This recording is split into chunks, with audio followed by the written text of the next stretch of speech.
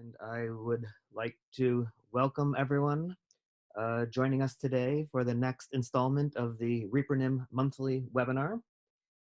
As has been promised since Jeff's talk back in February, today we hear from Dr. David Keator from University of California, Irvine, talking about tools and techniques to work with the BIDS semantic annotation and query across datasets. So take it away, Dr. Keator. So thanks everyone for joining today's ReproNim webinar, and thanks to the ReproNim team for having these and having me here to talk about some of the work we've been doing with NIDM, the Neuroimaging data model, and its intersection with BIDS and improving our ability to query across data sets. Everyone has seen this slide. This came from Jeff's presentation, and I'm sure all of you probably know about the 2016 publication from Wilkinson about FAIR guiding principles, findable, accessible, interoperable, and reusable. And so this presentation and this body of work really gets at how do we really make data sets more interoperable and more reusable, but also our ability to really enable large-scale query across the data sets to enable us to find specific data sets that have at a high level variables and measures that we're interested in. And the idea being that, say, if you could query at this high level and say, look, what I really want is I want a data set that has, T1 weighted anatomical scans, potentially, or MRI scans, that has a measure of intelligence, that has a measure of age where the age range is that of adolescence. And if I could do that, just that high level query across publicly available data sets, that would be a step in the right direction from our perspective. You're not able to do that sort of thing currently, and federated systems that have been put together generally require first that each of the data sets be mapped to sort of a standardized schema. So you go into each separate data set, you look at the variables. Everybody, may have a different name for their variable age, or there may be some a different name for the way they measured intelligence, a different name for how they encode the fact that they've collected some anatomical scans. And usually what you do is you go and you manually will map those schemas from the different databases or data sets to some kind of common schema, and then you can facilitate query across these things. And so what we're trying to do is build some tools and techniques for people to do this more on their own, but also to do it for some publicly available data such that we can query across them and don't have to spend the time for each new data set to kind of do this all over again. So we'll see how we've done. We've made a lot of progress, but there's still a lot of work to do, as always. So a little bit of introduction about what the neuroimaging data model is, for those of you who haven't seen it at this point. It's an effort that has certainly been international in its origins. We have mostly volunteers until more recently, where we have some funds from the ReproNim grant and another Brain Initiatives grant that has provided some funded personnel to work on this. But it was an effort that was born from the days where we had the Biomedical Informatics Research Network, or the BIRN, which was working on trying to federate neuroimaging, specifically MRI data, across sites and build tools and techniques for doing that. Through that effort, we had a working group that formed to work really on metadata in neuroimaging. And when the BIRN project was done, that working group continued and morphed into what we have now, which is the Neuroimaging data model, the NIDM working group, which we still meet every 2 weeks. And NIDM is built upon a core set of semantic web technologies. Some people have probably heard of, it being referred to as semantic web or RDF. Built upon that core set of semantic web technologies is a vocabulary essentially and a data model called PROV, which is short for Provenance Data Model. And it has a simple set of objects that we'll see in the next few slides and relationships. And it was really focused on, it's from Luc Moreau's group, and it was really focused on being able to document provenance and what happens to data as it after it's collected, and or even during collection, how is data collected, and then how is it processed, and capturing really the provenance of what happens. So in NIDM, we built up of PROV and RDF a vocabulary for talking specifically about neuroimaging data, and really trying to develop sort of a single graph-based technology that could be used to track metadata about the original experiment. That's the left column of the slide here. Let's see if I get a mouse. Yeah, so from NIDM experiment, and from the data acquisition aspect, NIDM workflows really builds upon PROV and provenance to sort of track what was done to the data in the process of doing some image processing computation, right down to, as low level as you would like to get, right down to parameters, what the parameters were, and that sort of thing. And then to the results. Sorry, there's a chat. I don't know if the chat's for me or not. Okay, yes, INCF NIDASH working group was, they were the supporters of our NIDM working group. And so then NIDM results, which is on the right side here, which is focused on, initially was focused on using NIDM to describe mass univariate statistical models, work done by Camille Mamet and Tom Nichols. And so the NIDM results capabilities are embedded in SPM 12 now. So if you run SPM 12, you can export those results as an NIDM result set.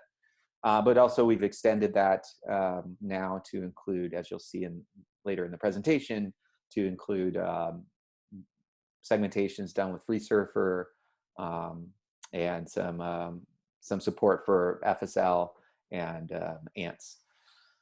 And so NIDM we're trying to build each one of these sections out. So what we'll be talking about today is specifically the NIDM experiment component on the left, and a little bit of NIDM results where it applies to brain volume measurements. And so NIDM experiment graph is very simple in the way you can think about it. There's so the blue boxes here are activities, and an activity is defined in PROV, and it's something that occurs over a period of time and acts upon or with entities. The entities are the yellow boxes here. And the entity is a physical, digital, conceptual, or other kind of thing with some fixed aspects. Entities may be real or imaginary. The entities are generated from these activities. And not depicted on here, but will be important in our discussions of the subsequent slides, are agents. And agents are something that bears some form of responsibility for an activity taking place or the existence of an entity. So these things can be people, they could be software products, they could be machines, or that sort of thing. And so the simple hierarchies, sessions are part of projects, acquisition activities are part of sessions, and acquisition activities generate acquisition entities.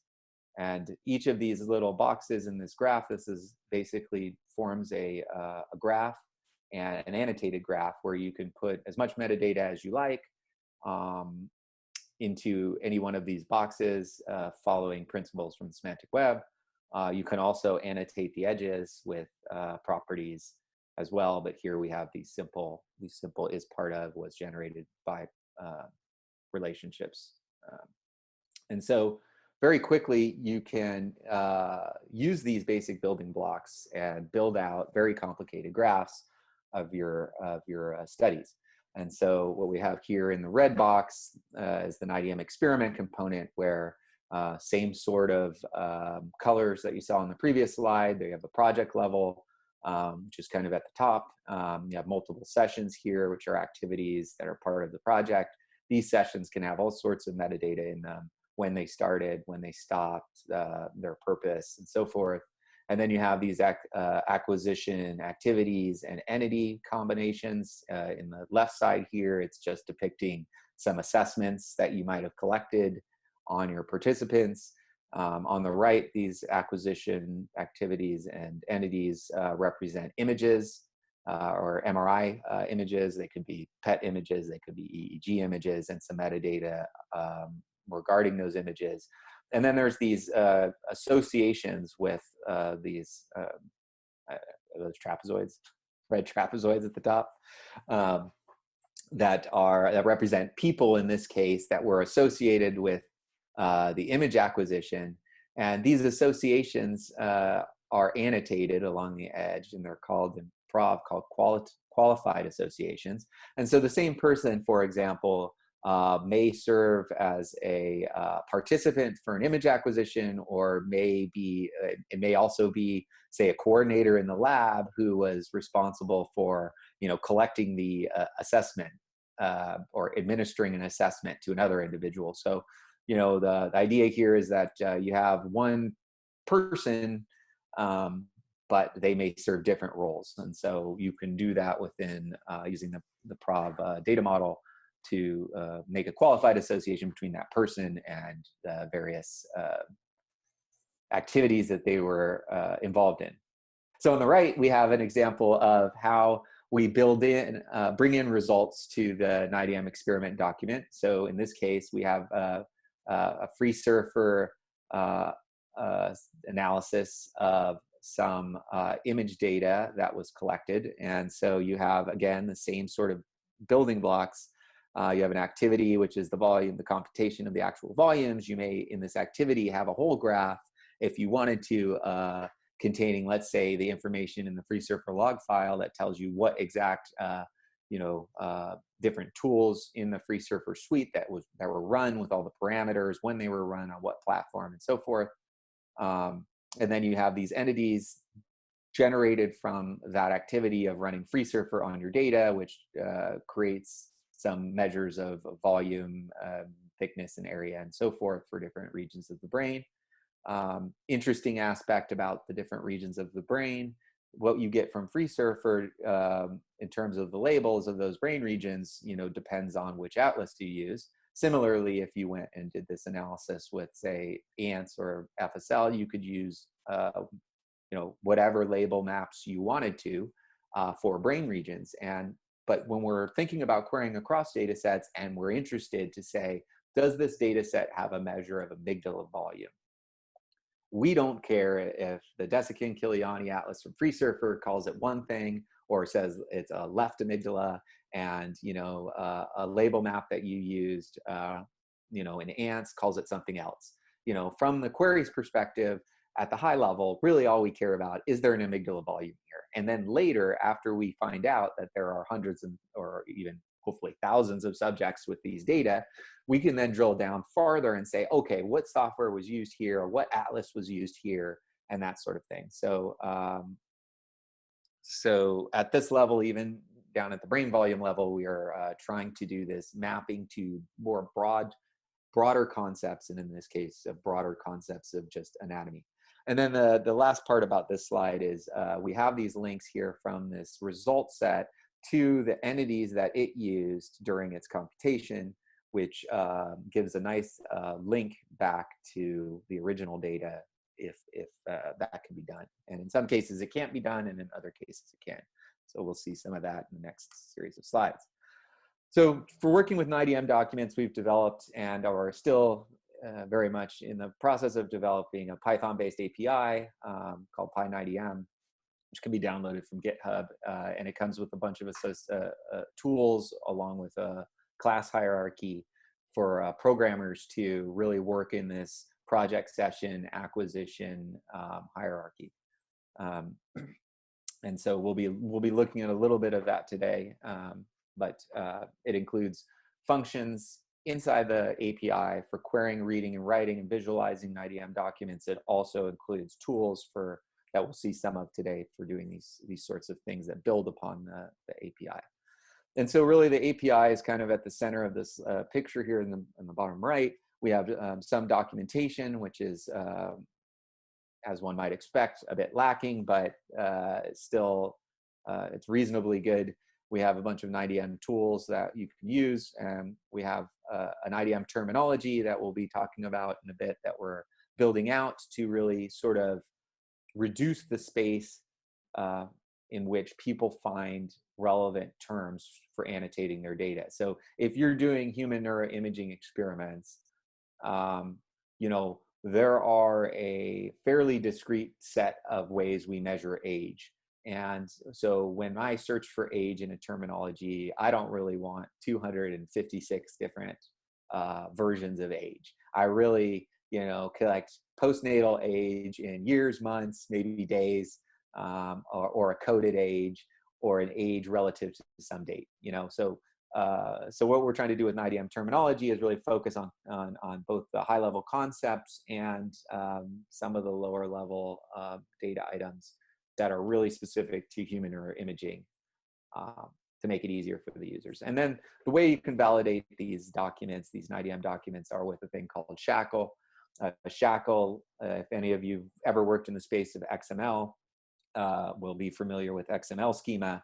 SPARQL provides the same sort of functionality where you can create a schema document for your NIDM documents and use a SPARQL validator to validate that you've done things right. And that's very much a work in progress. If anyone knows about the Blue Brain project, the Blue Brain project in Canada has been writing SPARQL validators for NIDM documents. They use it to get some of their imaging data into their database system, which is all graph-based. And we won't be looking at SPARQL today, but something to keep in mind. Okay, so let's go to BIDS. Everybody's familiar, I think, with the brain imaging data structure. If you're not, well, you must be, because I think we've done a webinar on it before. But you know, with ReproNim, you start from your scanner with DICOM images, and you get this nice directory structured format for your imaging data, and it has nice file name properties, and then you can have at the root level this participants.tsv file, which is a tab separated values file, which can contain variables in it, and what variables you put in there are pretty much up to you. There's a participant ID column that's fixed by the specification, but you can add variables to that participants TSV file to your heart's content. Also in the BIDS data set, not depicted here, you can have a phenotype directory, and in that phenotype directory you can have essentially other TSV files that may be entire assessments. And so what ReproNim is been focused on with respect to BIDS, so you have this problem. If you have different variable names in your participants.tsv files and you want to query across multiple BIDS data sets, some of which you created and others other people are making publicly available, you have this problem because people can call things by different names. So even age, it's not guaranteed that the participant's TSV file, you'll have a variable called age. It might be age after scan. It might be age before scan. It might be some other version of, you know, of the variable short name. It might say SAM1, and that might be age. And so what ReproNim has been trying to do is help people really annotate their BIDS data sets in such a way that facilitates query across them. So one of the ways that BIDS provides you the opportunity to do that is by making these sidecar files, which are these JSON files, and we'll see some of that later. But these JSON files are essentially let you create a data dictionary for the variables in your TSV file. That's good. It will help us query across data sets, but if these JSON files, since they're optional, are not included, then there's no help there. And if they are included, but only provide you a minimal amount of metadata, they're not as useful as they could be. So ReproNim has been working on tools to help you create these participants.json files that have a higher level concept mapping from terminologies that exist so that we can better query across the data sets. And as a side product of running the tools to do this, you get these NIDM metadata files, which we'll see you can use to query quite easily using the SPARQL query language, or really any REF-enabled query language or database. And so we'll take a look at that. So how do we do this annotation of BIDS data sets, or really any CSV file? It doesn't have to be BIDS, but we'll look at BIDS almost exclusively in this presentation. But you can think of any CSV file if you would like to create a data dictionary for your variables. You can use this same approach. So essentially what we do is we have some NIDM annotation tools. They have the ability to query both the Interlex information resource, which is part of SciCrunch. They also query the cognitive atlas concepts and disorders, and the NIDM-Terms work, which is being imported into the Interlex. And so you have these really, and the Interlex kind of pulls in terminologies from a variety of different sources. So Interlex is a good place to go for sort of a one-stop shop for queries, to find concepts and terms that you may want to use to annotate your data set. And so what our tools do is provide you sort of a mechanism for doing this, for querying the Interlex, getting back terms, for adding the correct properties, or properties that are really useful in annotating your BIDS data sets. And then it will create those JSON sidecar files for you, and also create this NIDM document as well, adding it to the .bidsignore file so that it's still a valid BIDS data set, but you have this metadata document at the root level that you can use to do other sorts of things that we'll see here, like query and find things. So if we look a little closer in the BIDS specification at what the JSON sidecar file looks like, it essentially,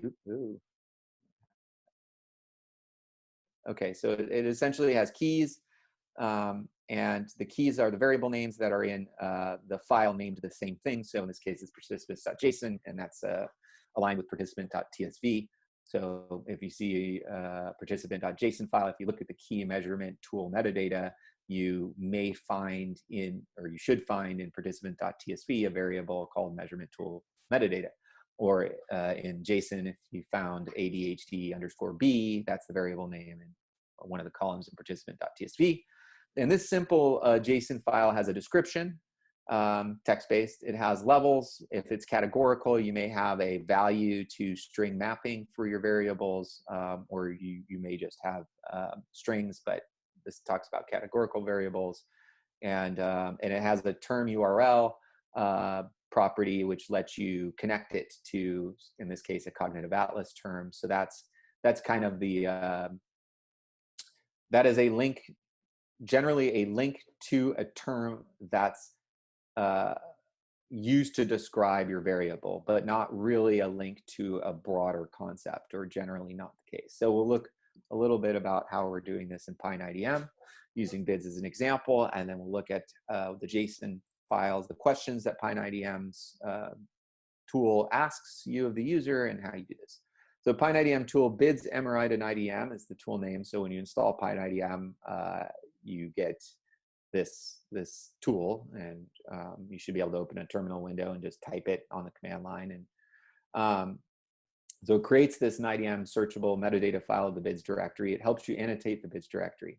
So to install PyNIDM, pretty simple. If you have pip, you can just do pip install PyNIDM. If you'd like to integrate this with DataLad, and so let's say that you have been using DataLad to manage your data sets, so your BIDS data set. So now DataLad has a history of that BIDS data set, much like a Git repository would. It also can store links to your data set. So if you put the data set out publicly, let's say on Amazon Web Services, the data lad descriptions in the data lad metadata, there would be URLs that are available for how you access parts of the BIDS data set, say T1 weighted images, from Amazon Web Services. So if you install data lad along with PyNIDM will use data lad's API to get some of that information and add it to your NIDM document, which we'll see in a little bit can be very useful, I think, for automated computation.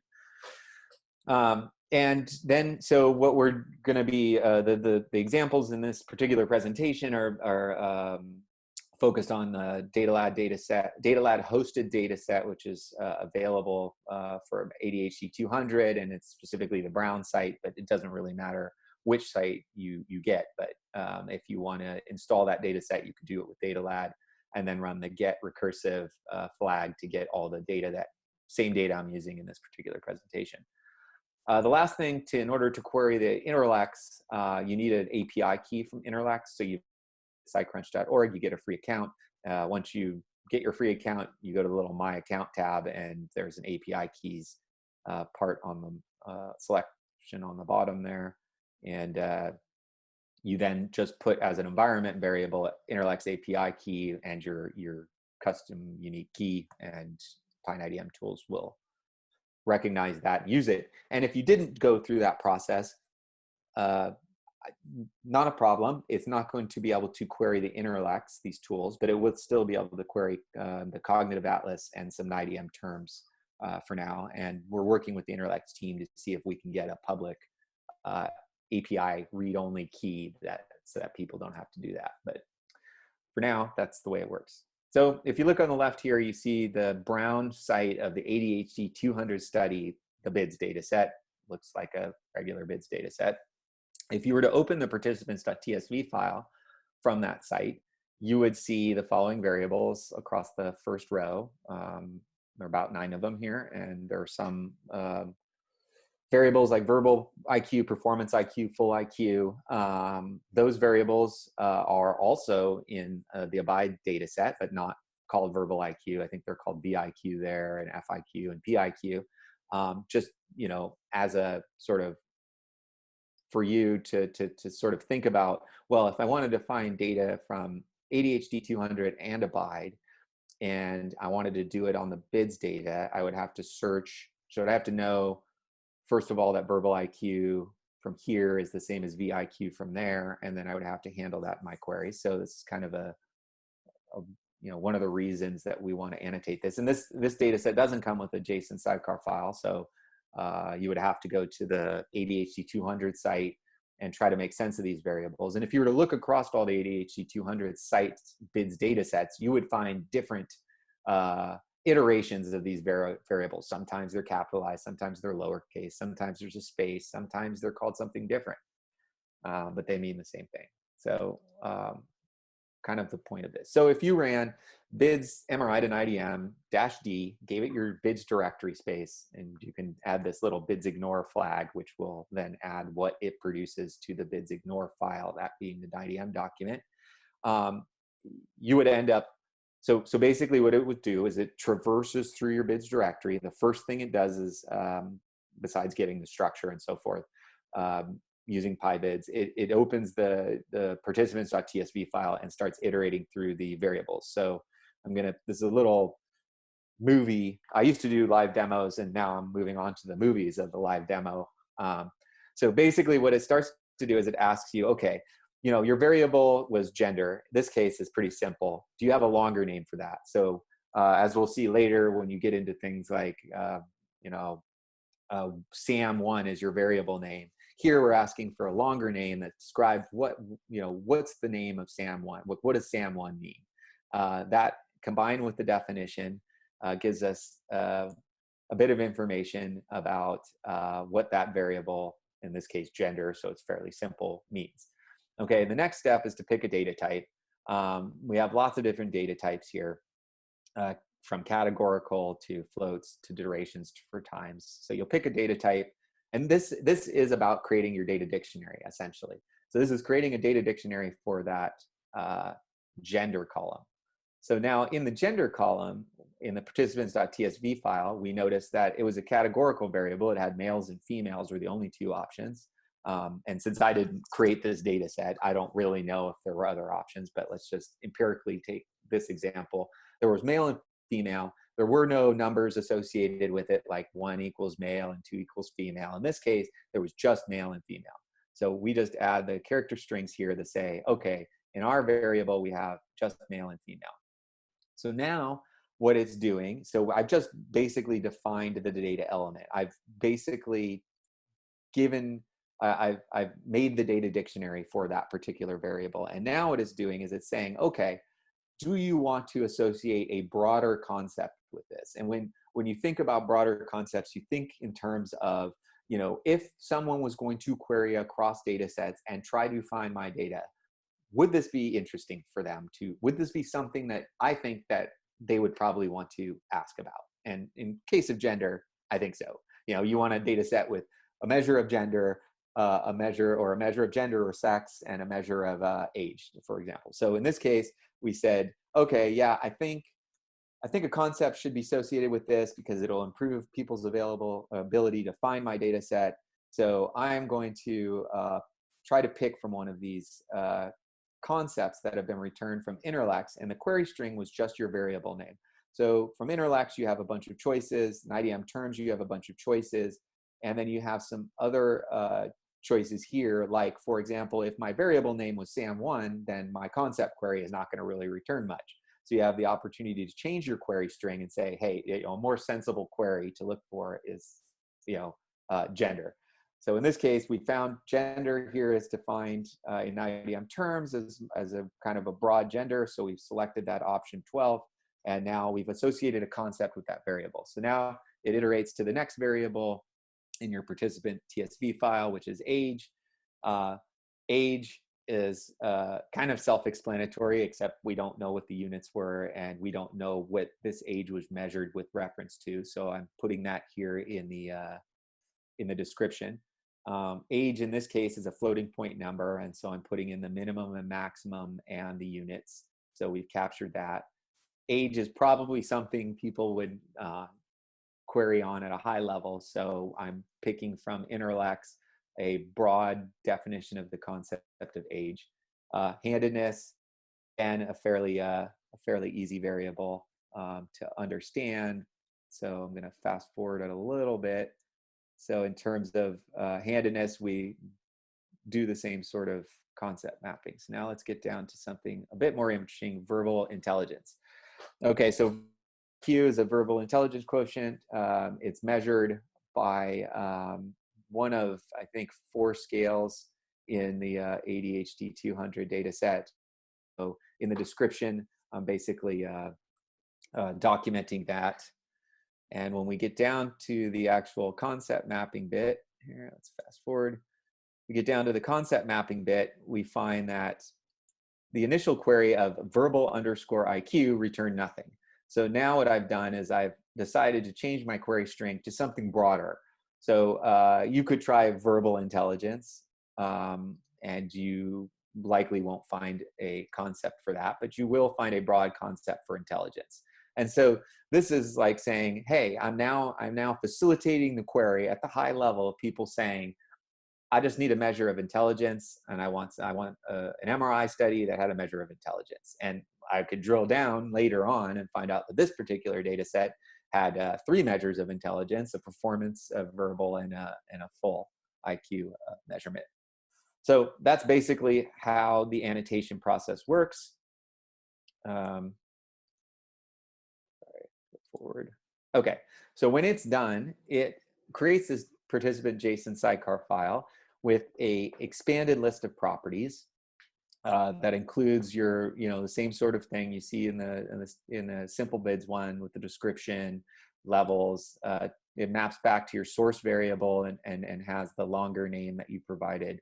But it also has this is about tag, and this is about property. This is about property has a link to the concept that you associated with the variable.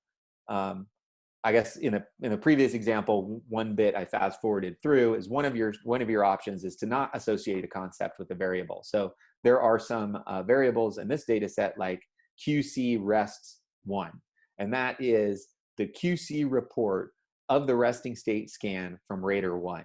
And it's captured here in the data dictionary, but there isn't an is about, because chances are nobody's really going to query across data sets for that. So you have that option too.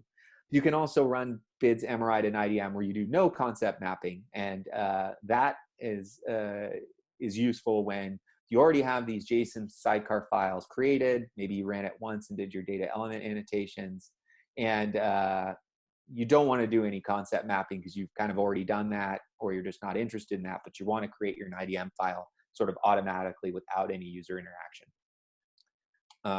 Okay, so now if we look at the NIDM file that was created, we're going to look at this in a few different parts, and then we'll see how to query it. So again, if we think back to the hierarchy, we had a project, we had sessions, we had acquisitions, activities, and acquisition entities. This particular RDF up here is an acquisition entity. So that was generated from an activity. It's a, if you looked this up, so the way you look at these files is there's the text string before the colon, only. If you looked at the top of the NIDM file, only is a URL to a terminology somewhere. And what's to the right, they call it the local part. So the left is the namespace, the right is the local part. What's to the right, this local part, if you went to the only URL and looked up assessment instrument, you would get a definition of what is meant by that. Essentially, it's an assessment instrument that's collected and they have some definition. Same with all these things. Okay, so then you look at this, you say, okay, it's an acquisition entity, it's an assessment instrument, and here's some variables, essentially age, full, 4IQ, gender. These are the same variables that were in that participant.tsv file, but it has this little random part, this hash at the end of it. So it's the original variable underscore the hash. You can ignore the namespace here. That's a local namespace that says this is local to this file. And we'll see where these data element definitions from the JSON sidecar file are embedded in the NIDM document so that you can make sense of what does full 4IQ mean. But here's the actual values from that from one of the rows of the participant.tsv file and the location at which that TSV file was. Because there's no DataLad public Amazon Web Service link for this participant.tsv file, there isn't a URL link, it's just a local file link. And then it says this was generated by this other ID, that's an activity, just like our simple hierarchy in this NIDM document. So if we look down to one of the data elements, this one's age with this unique hash inside the NIDM document, it's called a data element, and it has the properties that we saw in the JSON sidecar file with the same keys. And if you looked in the NIDM document for images, for example, again, they're acquisition entities, and the image metadata comes from JSON sidecar files if they exist in the BIDS directory structure. There is some semantics that we overlay on this to make the semantics of BIDS a bit more aligned with semantics from both MR physics and DICOM. And so there are these properties like has acquisition modality that says it's an MRI scan, contrast type of the image, which is more of the physics type, a flow-weighted image, and the intended usage type of this particular scan, which was functional. It has the file name within that BIDS directory structure that this particular acquisition entity is associated with, and because this is hosted on Amazon Web Services, it from DataLad gets the link to the Amazon Web Service location. So one could think of a query of an NIDM document and say, hey, I'm interested in the tasks that are resting state scans and get me that prod location, and with these HTTP addresses, feed those into a computational task that automatically downloads them and does some computation. Also inside the NIDM document, there are these prov agents that are people that capture the subject IDs of all the participants and the high-level project information that's extracted from the dataset description file. Okay, so once you have these files, what can you do with them? I mean, besides, you could supply them to the ReproNim repro lake, which would tell ReproNim that this data set is available if people want to potentially use it, and would help them find your data set. But beyond that, what can you do with it locally? So you have some different query methods, and we'll go through a couple of these. There's PyNIDM query, which you get when you install PyNIDM tools, which has a couple different query options. If you are a semantic web person, or you like using query languages like SQL for relational databases, RDF has a SPARQL query language. It has a couple other ones too, but I tend to like SPARQL. That allows you to write really sophisticated graph-based queries.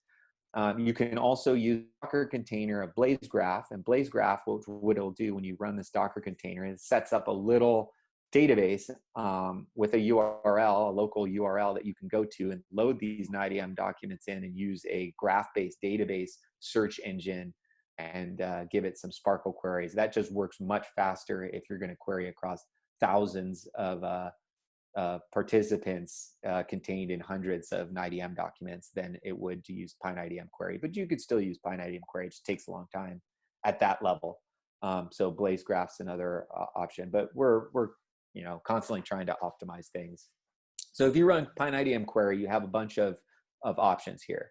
The first option is you can give it a list, common separated list of one or more NIDM files. So you could generate 10 different NIDM files, and you could query across all of them. We'll skip the CDE thing for now. You can give it a query file, which is a text file with a SPARQL query in it. We'll see an example of that. You have also some parameterized sort of canned queries here. -P gets you the participants, -I instruments, -DE the data elements, -BV brain volumes if we've stored any Freesurfer brain volume in it, and we'll see a little example of that. If you give it an output file, it's going to take basically a pandas data frame and write it to a CSV file that you can open up in whatever you want, R, SPSS, Excel. If you don't give it an output file, it's going to print everything sort of to standard out, which people can use to pipe to other tools. And then there's this REST API, which we'll see, which is this -U flag, where we've tried to create a query interface that's more REST-like, if you like RESTful services. So simple PyNIDM query of one of the Brown site with the -P, get the participants. It'll just list out the unique identifiers of the participant object in that NIDM graph. But probably more interesting to you is you'll see the IDs of all the participants. These are presumably your IDs. The PyNIDM query with the data elements flag gives you a list of all the data elements that are available in the NIDM file, so that you could further interrogate them. The REST query is a bit more sophisticated. You basically -U, you say /projects. It basically queries all these NIDM documents and gives you the unique ID of the project. You then develop the next query, which is give it the project identifier of the project you're interested in interrogating further. It gives you a bunch of data about the project, that there were magnetic resonance imaging data sets in this project. There's T1 weighted and flow weighted imaging. There's functional and anatomical images to be used. There's only one task, rest. The location of where this data set was when BIDS to NIDM converted it, the titles, some other stuff. It gives you the unique identifiers of all the subjects in the data set. And it would give you the data elements on the bottom, but that's a little bug at the current moment, which will be fixed today. Anyway, so you could then go a little further and give it a subject identifier here. And what it will tell you then is, for a particular subject, what type of information do I have? I have images, I have verbal IQ. It tells you a little bit about what the variables are that it has for that particular subject, any derivatives if they exist. And so you could continue to build yourself up a more sophisticated query using the REST interface. And we're working on that all the time, so that you can do things with the REST interface that says, like, give me all the anatomical scans across the whole study with these particular data elements. And then it'll export you a data set that you can use. If you're interested in SPARQL, you can read more about it, but essentially it has a form that looks very much like SQL with a select statement. This is a simple a query just to count the number of T1 weighted scans. Again, you think back to the NIDM hierarchy. You have an activity, which is generates an entity. The activity is associated with an agent, and that agent has an ID. If you want the study name, here we're saying the activity is part of a session. We know the NIDM hierarchy is activity is part of a session, and the session is part of a project. So here we're doing the activity is part of, we're skipping the session because we don't really care about getting metadata from that. And so this is called a property path, where I've just run basically across two edges to get to the project level, and then I'm getting the title.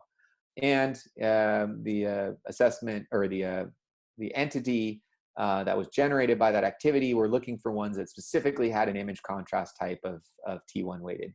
And the result, when you run this, giving it a PyNIDM query, this text file, which is your SPARQL query, it gives you back the count.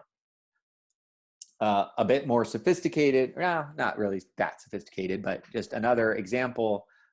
Instead of just getting the count, say we want the local path to those T1 weighted images, and if there's any remote path, we'd like that. So this is just a slightly modified SPARQL query from the previous one, where we're just asking for a few more properties from those entities. We end up getting a return of the subject IDs, and if they have a remote Amazon Web Service location where you could go download them and do some computation, it would be here. And the last query brings in some of the data element examples where we're interested in just male participants. So in this case, we don't care about the imaging related metadata, but we do care about the assessment related metadata. And so the top is the same. We're doing the same thing, activity and getting the subject ID. And now what we're saying is, hey, we want to look in the data elements, and we want a data element that was about this broad level concept of gender. So in this case, we're not searching by a variable name. We're searching about we're searching by the concept, the is about part. And once we find that, for all of those, get me the actual gender that are stored in the NIDM files, and filter the genders where they just equal male. So this filter operation would have to be made a little bit more sophisticated if across your different NIDM files, people coded gender differently. Like some had male, female, some had 0, 1. And you could do those queries by asking for more properties of this data element and putting some logic into the SPARQL query. But essentially, you get back the ID and their gender. Okay, so what we did with bids to NIDM can be done on CSV files, not a bids data set. You just have a CSV like spreadsheet, and you want to create a data dictionary for it. People don't do that generally, and in 5 years' time, you hand that CSV file to somebody and they don't know what the variables are. So you can run this same routine on CSV files. You can add the CSV information to an existing NIDM file. It'll add by matching on subject IDs, or you can, and it'll give you a JSON sidecar file essentially for the CSV, and it'll go through the same routine that we did with bids. Okay, so adding Freesurfer data. So say we have some Freesurfer data and we want to add it to our NIDM file, or we just want to capture it in an NIDM file. We have tools for that from ReproNim that you can get. We also have some additional tools for FSL and ANTS. The tool for Freesurfer looks like this. You can give it a subject directory, you point it to one of your Freesurfer subject directories, or you could give it a URL to one of the stats files. So the URL might be, hey, I posted the aseg.stats file on an Amazon in an Amazon Web Service bucket. I have a URL for that. I just want to capture that data and add it to my NIDM experiment document. So you can do that too. You give it the subject ID if you're using a URL from Amazon Web Services, because it can't figure out the ID from that. If you give it a subjects directory, then the name of your subjects directory basically is your subject ID. This add data elements flag. So Freesurfer, so when you refer to regions in Freesurfer, if you're using, say, the Desigan-Kiliani Atlas and Freesurfer 6, those are going to be standard. So the data element definitions don't have to be in every NIDM file, although I encourage it because it takes up just a little bit of space, but it makes them much easier to query. That add data element flag this add DE flag I would put on every time I run this, but it just adds the data elements for Freesurfer to the output. So basically what it's doing here is, oh, and you have one more bit here, force NIDM. You can add this flag force NIDM, in which case it's going to add the Freesurfer data to your NIDM file, regardless of whether it can find a subject ID in that existing NIDM experiment record that matches. That may be useful if you have NIDM experiment like information on some subset of your subjects, and then you have some other brain volume data on some other subjects that were part of your study, but you just couldn't find their original data or something. In this case, we're not using that force NIDM flag, and so basically it extracts the Freesurfer metadata, it looks for the subject ID in your NIDM record, and it adds and connects that information. If you were to look in the NIDM record of what the Freesurfer data looks like, it has these rather strange IDs here, and those IDs are described in the data element, just as was the case for the BIDS participant example we saw. The data element has the same properties, and it also has the isAbout property, where those of us who kind of created the tool have mapped some of the anatomical terms to broader concepts of anatomy, so that you can search for amygdala, so that you can search for hippocampus across both Freesurfer and FSL and so forth. You can use PyNIDM to then query these documents and get all the data elements. These are embedded in the NIDM document. So if you just wanted to interrogate an NIDM document and say, what kind of brain volume data elements do I have? In this example, you only have Freesurfer data elements, but if you ran the FSL tools and the ANTS tools, you may have more data elements from those tools. And in some cases, some of these data elements have an isAbout, which we call the federated label, where there's a label that's more general, essentially. Then you can use the other PyNIDM query -BV, which is the actual brain volumes. And if there's brain volume measurements for a particular subject, it'll give you the subject ID. It'll tell you the tool at which the brain measurement volume was measured in. It'll give you the software label for the region. It'll give you the federated label, which is the isAbout part, and it'll actually give you the volume measure or area or whatever it is. Okay,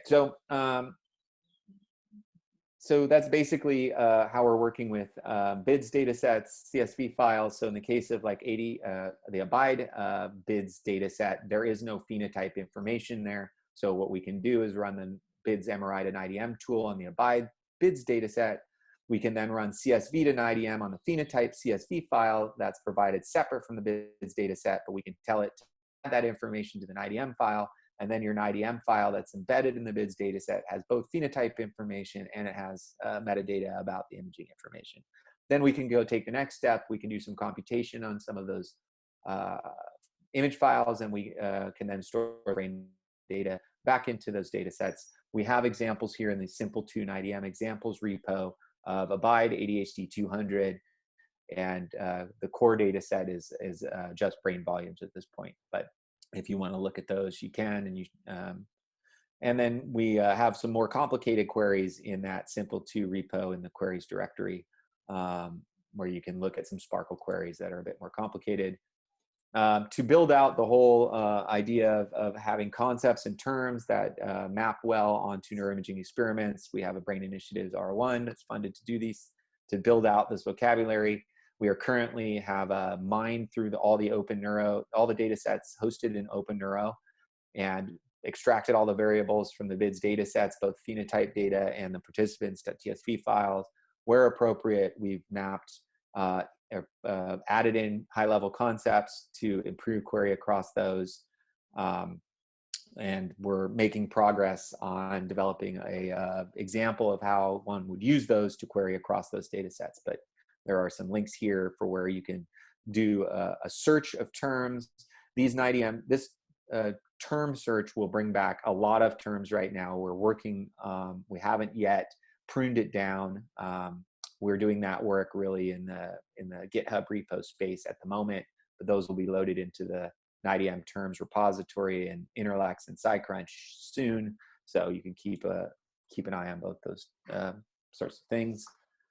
And then we're also working on a UI, like a JavaScript version of these tools, CSV to NIDM, BIDS, MRI to NIDM, because as you can tell, the command line version is more like, I don't know, if you ever played the old school games like Zork, kind of like that. And it's really not a great thing for a command line tool. It's more needed to be in a user interface like a GUI, but that's what we have so far. So then there's some additional NIDM tools that allow you to convert NIDM documents. So the format we were looking at when we looked at NIDM documents was called Turtle. It's an easier to read RDF syntax.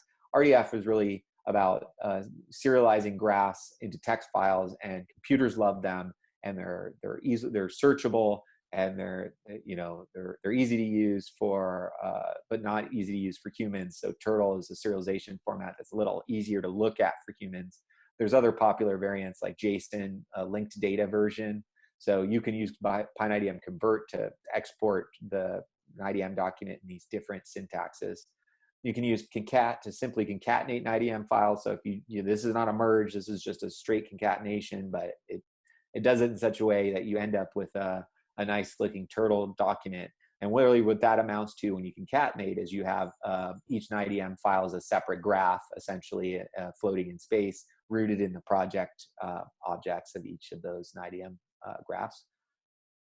You have a merge operation, which is dangerous, but you can merge NIDM files by the same subject ID. So if you had multiple NIDM, say you had a NIDM file that was just the Freesurfer data, and it had the subject ID in it, and you had a NIDM experiment document with metadata about their BIDS directory structure, you could merge those two, and it would merge on subject IDs. It would assume the same subject ID means the same individual. So just caution. And there's a visualize, which will let you take this graph and make a PDF-based visualization of it. And that's a little bit of a work in progress because these graphs can get quite big, but it's there for you. And these are all the people that have contributed to this work within the ReproNim and NIDM-Terms space. There's a whole lot of other people that have contributed to NIDM in the international NIDASH space, but I didn't have room nor time to get pictures of everybody. So thank you. That's the end. Thank you so much, Dave. That was truly amazing. So much information in there. I'm gonna have to listen to the video 2 or 3 times to capture it all, but that was quite impressive. We can attempt to entertain some questions, and people may have to drop off, but if there are questions out there, you can either venture to unmute yourself carefully or type in the chat, and we'll spend a few minutes seeing if there's any questions here. And again, we're always findable through the internet, through the ReproNim website. Oh, and the thing before people leave, next month's ReproNim webinar, May 1st, we'll have Franco Castelli from BrainLife. We're going to branch out. The last 6 months have been, fire hose of ReproNim specific stuff. We will also now begin to bring in some of our collaborators and talk about, sort of where the ReproNim technologies are going out into the real world. So the first of our examples of that will be Franco and BrainLife at our next May 1st meeting. Anyone out there with a question? I have a question. Excellent. This is Petra from WashU. I'm just wondering, so a lot of the examples, you divided things into behavioral data that presumably could fit into a TSV, and then imaging data, which couldn't. But sometimes we get, well, like for NIH Toolbox, for example, we get 3 linked files of data that's organized that has like substructure within it. And I'm just wondering if maybe it's a provenance question, maybe it's an interlex question. I'm just wondering how to tackle the mapping of that type of information when it's got the extra layers of context built into the actual file structure. Yeah, so I've been working on a tool that's, I guess, maybe more appropriate for something like that. So the BIDS has made it a little easier for us to work through, or up to this point, right? Because there's a structure there that we can use. The more generic structures, where there's semantics built into the hierarchy, and it's not a standard. Well, I suppose the NDA toolbox or the NIH toolbox is a standard structure. I have not worked with that yet in this regard. We could look at that, but what the tool I'm trying to build is a more generic tool that you say, hey, so for me, I have pet analysis scripts that I've developed over whatever 10 years, right? And I have my own directory structure long before BIDS. And I want to capture that in an IDM document, all that metadata, so that I can use it to query and find things as well. So how do I do that? And I have no great solution for that yet.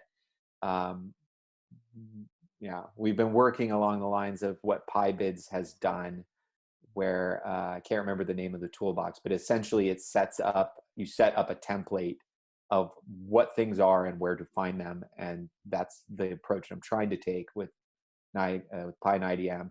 If I could set up templates and teach people how to make these templates, and then build a generic tool to use those templates to then pull out metadata, either if it's implicit in the structure or if it's just stored in various files that have strange names.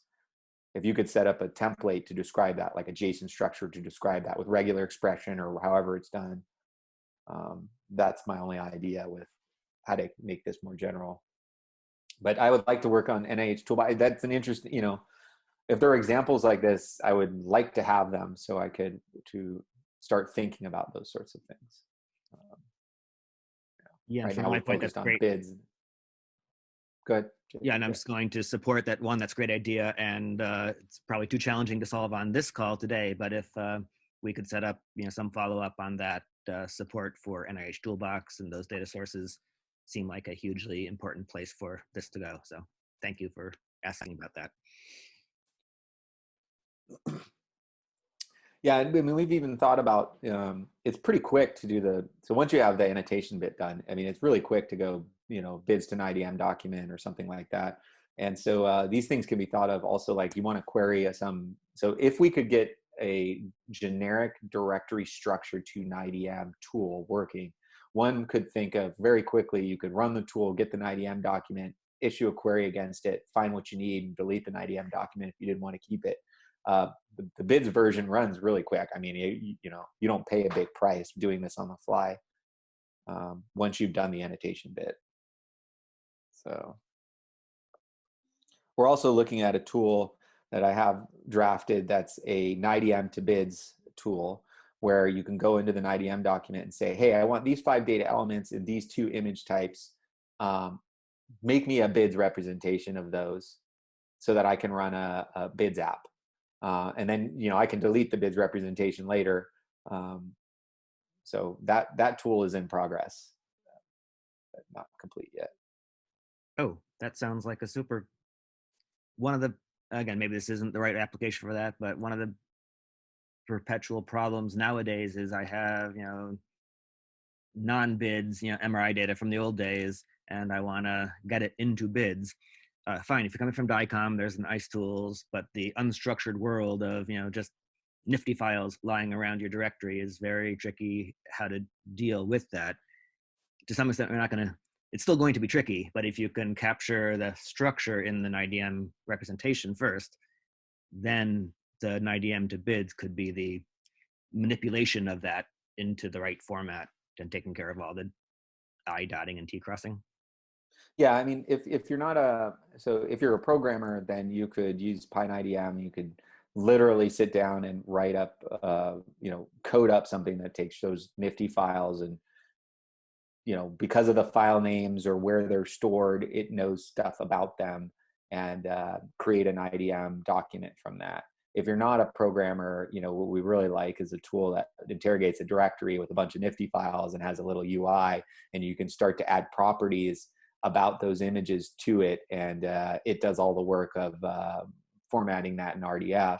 And essentially, then once you have that NIDM document, then you can run that NIDM to BIDS tool, and it'll reformat, stuff. All this plays into, hey, I got a generic directory structure. I want to create an IDM document of that. They're all sort of tied together. But if we could get to that space, I mean, that would definitely help me out as well, because my directory structure is not BIDS. but hey, I want to use a BIDS app. I have the same problem. So, Okay, I am mindful that we're a little bit over time, so thank you okay. very much, and thank you for the real live question. I think that may have been our one of our first live questions. That's great. Oh, I wanted to say one more thing. Satra always says, and it's true, that anything in BIDS can be represented in an IDM document, and an IDM document can represent, really, you can put any metadata you want in there, and you just have to follow the RDF rules. So you can say anything that you want, capture any workflow, you just follow a set of principles. So really, he looks at BIDS as a view from the NIDM document, a simplified view of certain information. And so if you think about it in that way, then yeah, pulling out subsets of data from an IDM document and creating a BIDS representation is definitely something that is conceivable and easy to do. Yeah, easy to do. We'll see about that. Okay, thank you all. Thank you, Dave, so much. And these recordings and the slides will be available eventually, and we will meet again next month, the 1st of May, with Franco and Brain Life.